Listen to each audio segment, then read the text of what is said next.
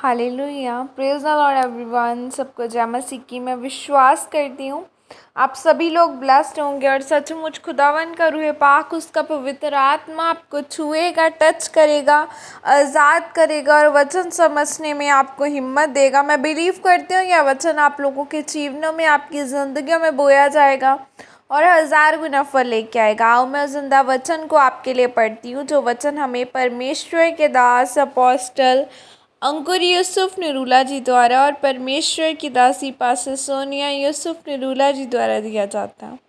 आओ मैं उस जिंदा वचन को आपके लिए पढ़ती हूँ। आत्मिक आराम किस तरह करना है, जैसे कि पवित्र बाइबल उत्पत्ति 6 की 9 आयत ने लिखा है, नूह की वंशावली यह है, नूह धर्मी पुरुष और अपने समय के लोगों में खरा था और नूह परमेश्वर ही के साथ साथ चलता रहा। आमीन। मेरे प्रियो, बाइबल बताती है कि परमेश्वर की दृष्टि नूह पर बनी रही। नूह का इब्रानी भाषा में मतलब आराम है और परमेश्वर ने कहा, मैं नूह को चुनता हूँ। नूह के 3 बेटे थे, शेम, हाम और येपेत। पहले नाम का मतलब है ऊंचा, दूसरे का अच्छी सेहत, तीसरे का हदों को बढ़ता हुआ देखना। आराम करने का मतलब बाइबल में साफ समझाया गया है कि जिस तरह एक बच्चा अपनी माँ की गोद में रहता है, जिसका दूध छुड़ाया जा चुका है, अब उसे दूध पीने की इच्छा है पर वो बोलता नहीं क्योंकि माँ दूध छुड़ा चुकी है। अब वो सिर्फ माँ की गोद में बैठा है और क्या सोच रहा है कि अब अपनी माँ की मर्ज़ी को पूरा करे। उसी तरह वो विश्वासी जो परमेश्वर की गोद में बैठा हुआ है, जिसको चंगाई की, आशीष की ज़रूरत है, फिर भी वह यह अंगीकार कर रहा है कि वो चंगा करे या ना करे, वही मेरा परमेश्वर है।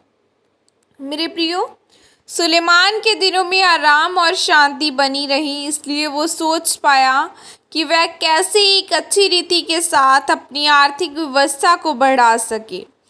जब आप अपने आत्मिक आराम को नहीं खोते और आप अपनी शांति में बने रहते हैं, यह जानते हुए कि कोई भी चीज़ परमेश्वर के हाथों के बाहर नहीं है और सब कुछ परमेश्वर के हाथों में है, जो भी हो रहा है परमेश्वर उसे देख रहा है।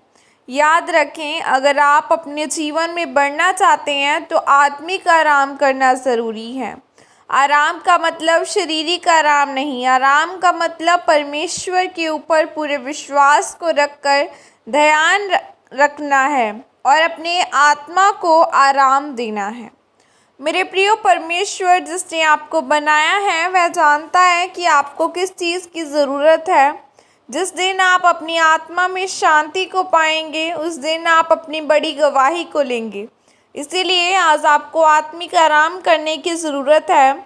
इसीलिए आज आपको परमेश्वर पर विश्वास को बनाए रखना है। जिस तरह परमेश्वर ने सुलेमान को आशीषित किया, वैसे ही परमेश्वर आपको भी आशीषित करेगा। आमीन।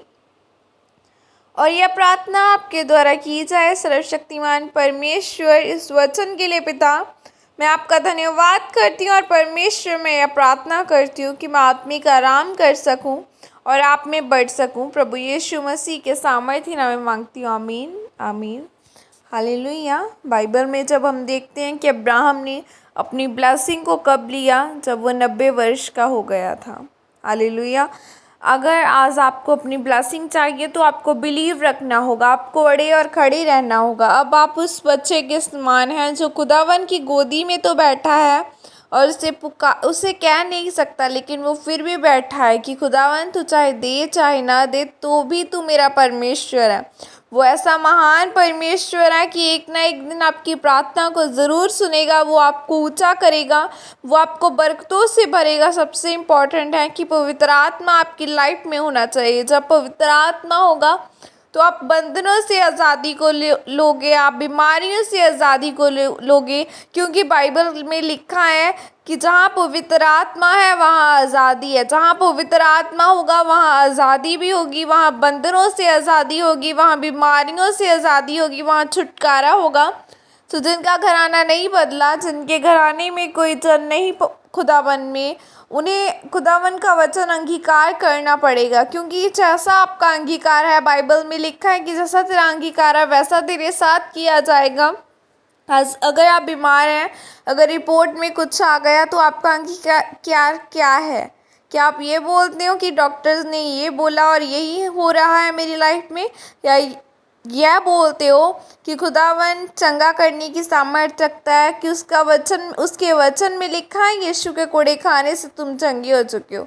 आपने अब यह आपके ऊपर डिपेंड करता है कि आपने किस लाइन को चुनना है, कि आपने खुदावन के वचनों को सुनना है कि वो क्या कह रहा है या आपकी रिपोर्ट क्या कह रही है। अगर आप खुदावन के वचनों को सुनेंगे, वो अंगीकार करेंगे, तो वो आपको चंगा भी करेगा, वो ब्लेस करेगा। मैं बिलीव करती हूँ वो आपको ब्लेस करेगा। बड़ी बड़ी टेस्टिमनीज के साथ खुदावन की ग्रेस आप लोगों की ज़िंदगियों में उतरे, आपके डिवोर्स कैंसिल किए जाएं, आप खुदावन की सामर्थ आपके घरानों पर आए। जितने जन खुदावन में हैं, जितने जन खुदा पर बिलीव करते हैं, आपके विश्वास के द्वारा आपके साथ किया जाए। अगर आपका बिलीव है कि खुदावन मुझे ऊंचाइयों पर लेकर जाने जा रहा है, तो खुदावन ज़रूर आपको ऊंचा करेगा, वो ऊंचाइयों पर ज़रूर आपको लेकर जाएगा, वो आशीषित करेगा आपको। बड़ी टेस्टिमनीज के न्यू जॉब्स आपकी ज़िंदगी का हिस्सा हो, और खुदावन की ग्रेस आप लोगों के जीवनों में कार्य करे। मैं बिलीव करती हूँ खुदावन मेरी प्रार्थना को सुनने वाला परमेश्वर वो परमेश्वर है